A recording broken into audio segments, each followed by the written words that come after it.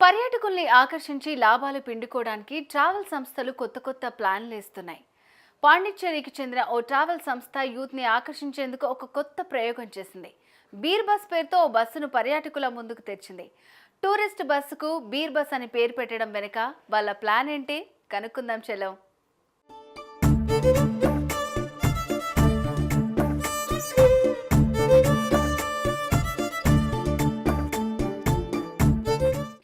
పాండిచ్చేరిలో కాటమరన్ బ్రూయింగ్కో పాండి పేరుతో ఓ ట్రావెల్ సంస్థ ఉంది. ఆ సంస్థ చెన్నై టు పుదుచ్చేరి ఒకరోజు ట్రిప్ కాన్సెప్ట్తో ఒక కొత్త బస్ సర్వీస్ను షురూ చేసింది.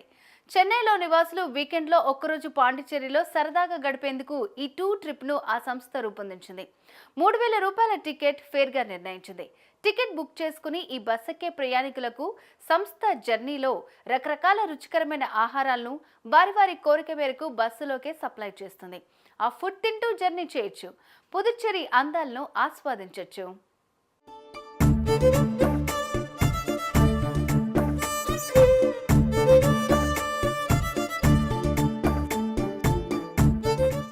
టూరిస్టులకు రుచికరమైన డిష్లు మాత్రమే అందించే విధంగా ప్లాన్ చేసిన ఈ టూర్కు బీర్ బస్ టూర్ అని పేరైతే పెట్టారు. కానీ బస్సులో మద్యం తాగుతూ జర్నీ చేయటాన్ని మాత్రం అలౌ చేయరు. ఈ బస్కు బీర్ బస్ అని పేరు పెట్టినందుకు పుదుచ్చేరి గవర్నమెంట్ అనుమతించిన ఓ ప్రాంతంలో బస్సు ఆపుతారు. అక్కడ ఎంచక్కా బీరు ఆస్వాదించేందుకు అనుమతిస్తారు. ఎవరికి ఇష్టమైన స్టఫ్ను వారికి అందజేస్తారు. ఆ స్టఫ్ తింటూ మందు కొట్టే అవకాశం ఇస్తారు.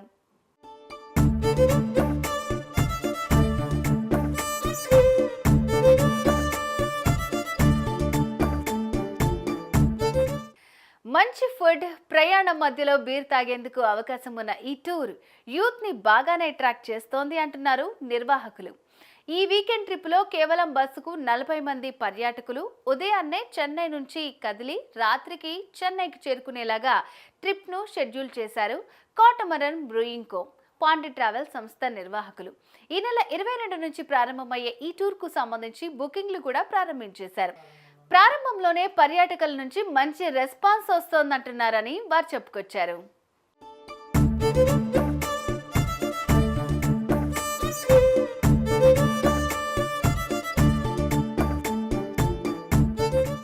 బస్ జర్నీలో రకరకాల చక్కటి ఫుడ్స్ అందించే విధంగా రూపొందించిన ఈ వీకెండ్ ట్రిప్ గురించి కొందరు పాజిటివ్గా కామెంట్లు పెడుతుంటే, టూర్ బస్సుకు బీర్ బస్ పేరు పెట్టడం ఏంటి చూద్యం కాకపోతేను అని మరికొందరు పెదవి విరుస్తున్నారు. జనాన్ని అట్రాక్ట్ చేయాలంటే ఇలాంటి కొత్త ప్రయోగాలు తప్పో మరి అంటూ ఆ సంస్థ నిర్వాహకులు చిరునవ్వులు చిందిస్తున్నారు. ఏం చేసినా రూల్స్ని మాత్రం ఏమాత్రం అతిక్రమించే సమస్య లేదంటూ తమ వ్యూహాన్ని సమర్థించుకుంటున్నారు. ఫారిన్ కల్చర్ ఇప్పటికే రకరకాలుగా ఇండియాలోకి ఎంటర్ అవుతోంది. ఇలాంటి కల్చర్కు దగ్గర ఉండే ఇలాంటి టూర్ ప్లాన్లు కరెక్టేనంటారా? మీ అభిప్రాయాన్ని కామెంట్ రూపంలో పంచుకోండి.